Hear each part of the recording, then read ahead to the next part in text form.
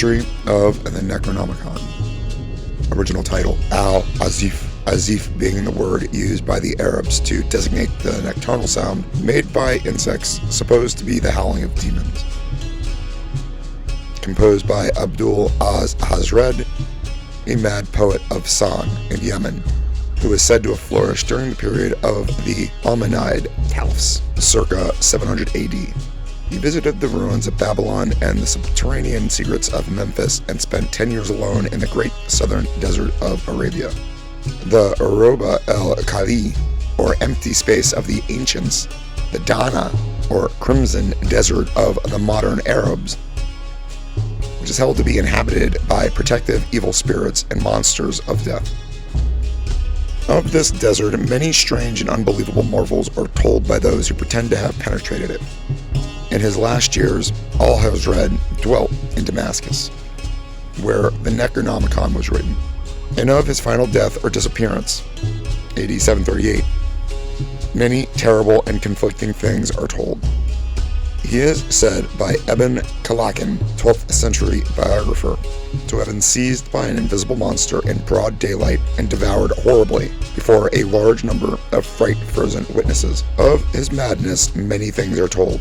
He claimed to have seen the fabulous Iram, or City of Pillars, and to have found beneath the ruins of a certain nameless desert town the shocking annuals and secrets of a race older than mankind. He was only an indifferent Muslim, worshipping unknown entities whom he called Yog, Sothoth, and Cthulhu.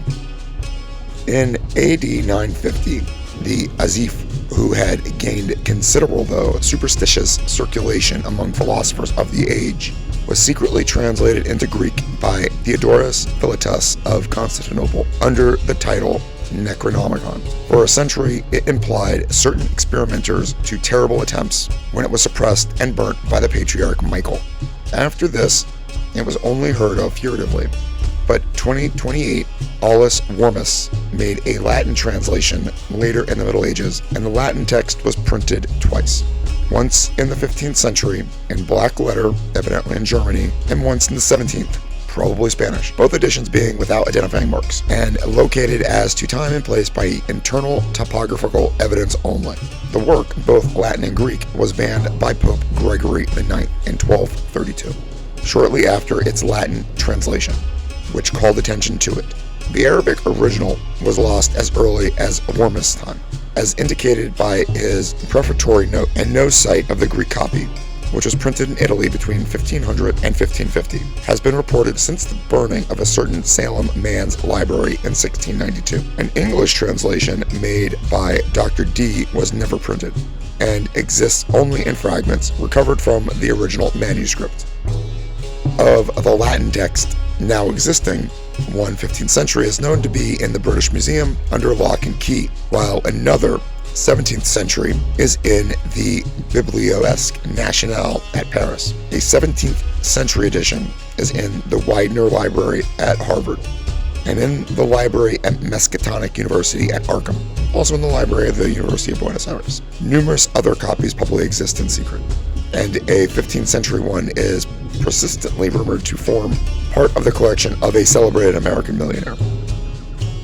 A still vaguer rumor credits the preservation of 16th century Greek text in the Salem family of Pickman, but if it was so preserved, it vanished with the artist R.U. Pickman, who disappeared in 1926. The book is rigidly suppressed by authorities of most countries and by all branches of organized escalatorianism. Reading leads to terrible consequences. It was from rumors of this book, of which relatively few of the general public know, that R.W. Chambers is said to have derived the idea of his early novel, The King in Yellow.